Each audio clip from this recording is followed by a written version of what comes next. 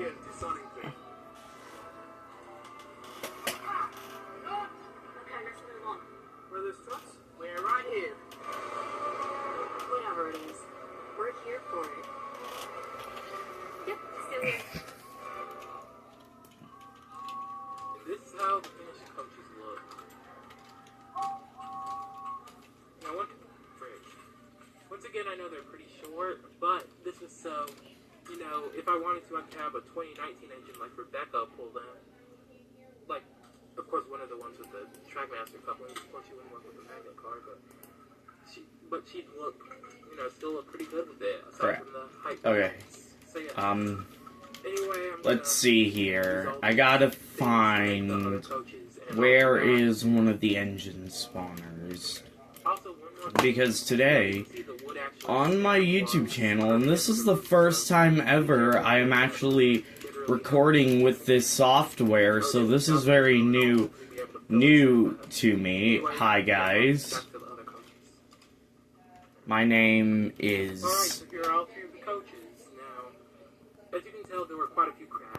My name is Fago.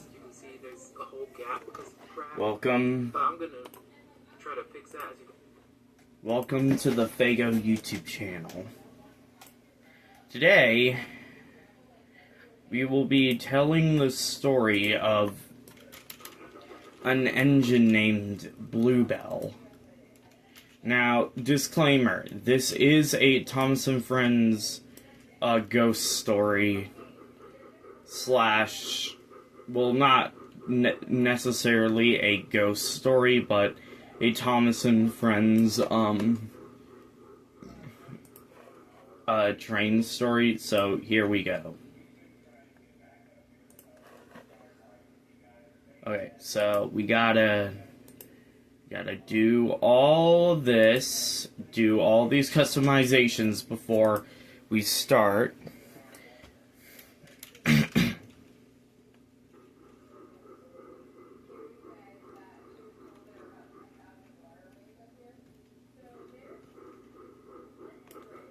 One day a long time ago, there was a faceless engine on the island of Sodor that nobody really talked to that much, but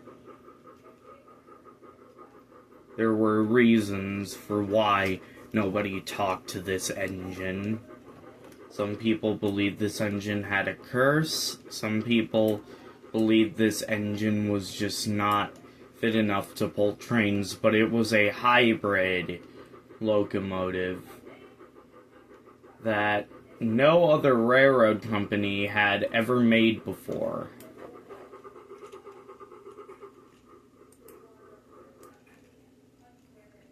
Now, this locomotive was not generally allowed to pull trains, but on this specific day on the island of Sodor, there was an exception.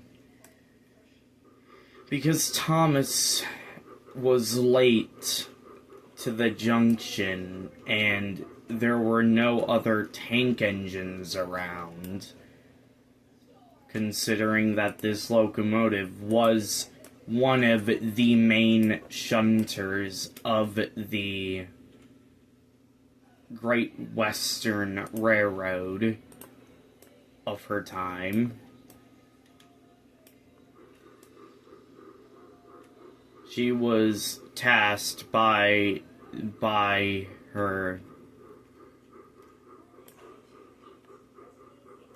Fat Controller's superiors to pull Thomas's coaches while Thomas was doing work elsewhere, considering why he was late. Of course, this engine didn't have a face at the time, and we will get more into that in a second. But locomotive stopped at Knapford Station. Now, because this engine was a hybrid engine, it generally had a much harder time doing things that regular engines seem to be able to do just fine. Like pulling like, even shunting cars was difficult for this locomotive. But part of the reason why was because its boiler was a smaller E2 class tank engine boiler, and not a Bluebell boiler like this prototype Bluebell was. This prototype Bluebell, it was a locomotive for the Bluebell Railroad, but it just never seemed to 100% meet the requirements needed to be considered an actual Bluebell Railroad engine. Which was very sad and unfortunate, hence why Sir Topham Hatt bought the Bluebell engine, specifically because this locomotive was not in good enough condition, nor had the parts to be considered a proper Bluebell Railroad tank engine. Now, normally, this wouldn't be a problem, considering the fact that the Bluebell Railroad had a lot of different locomotives, but this specific Bluebell engine, while yes, Sir Topham Hatt did own it, it was on, like, a limited liability, type of scenario.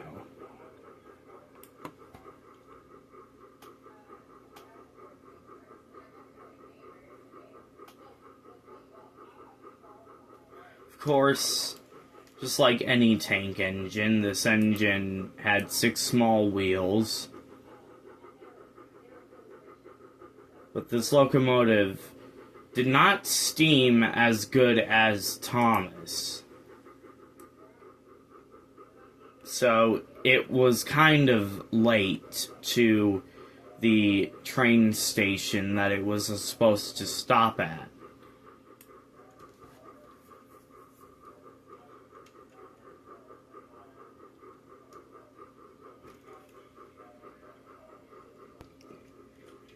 Eventually, the locomotive did reach the station, but it was about 5 minutes late.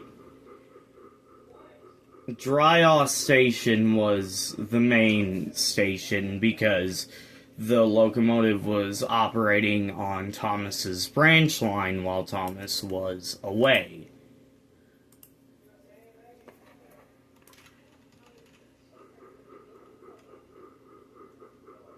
Picked up passengers at Dryaw and started to go off when it reached a hill.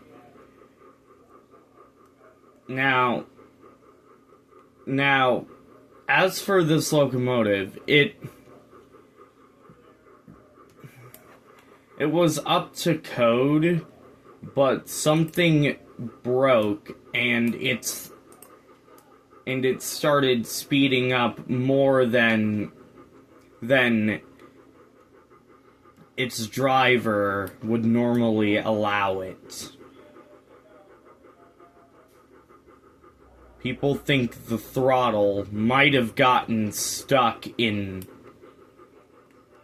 the 60 to 70 mile per hour zone.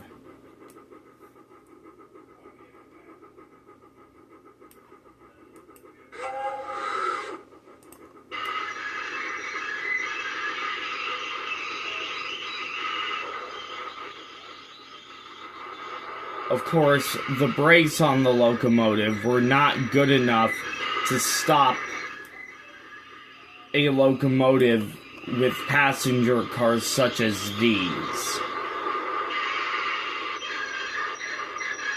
because it wasn't as big of a tank engine as Thomas was. Eventually, it started to have wheel slip problems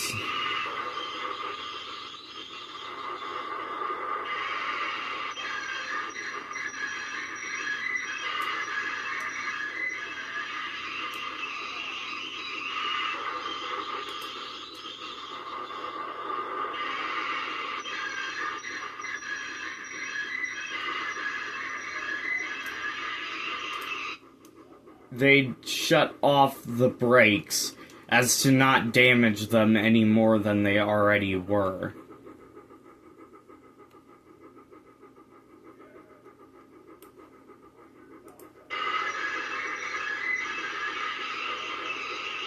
They were coming up to a very dangerous portion of the branch line, though, that they had to apply the brakes for. But because the locomotive's brakes had partially failed and its throttle was stuck on the 60 to 70 mile per hour range, it started going way too fast for what it could handle, and it started speeding up drastically.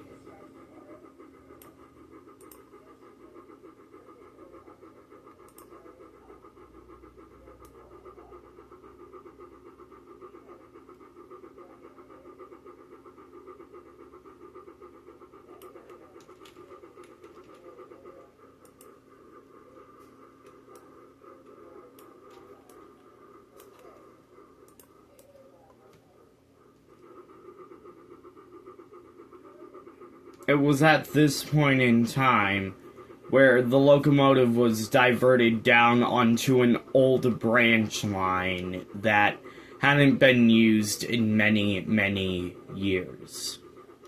Now, normally this would not be a problem, but considering the fact that this branch line that this locomotive was diverted down onto was so old, and the locomotive that used to run on it since had a very tragic accident, there was no way of stopping the locomotive in time.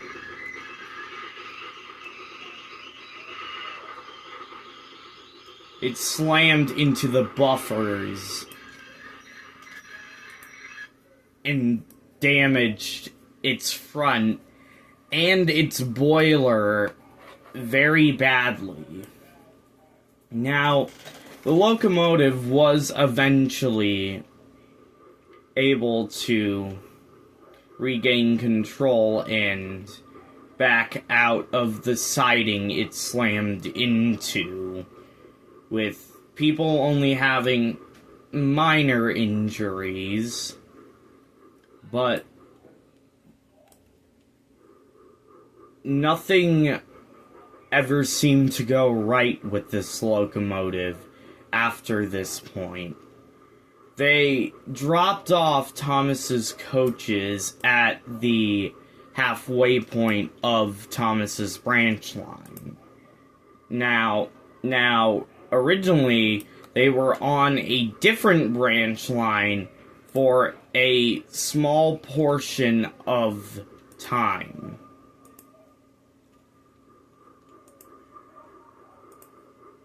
They were on the Cowan Lake branch line for just a little sliver of time. Now, normally that wouldn't be a problem because, well, Cowan Lake, hadn't seen a lot of use.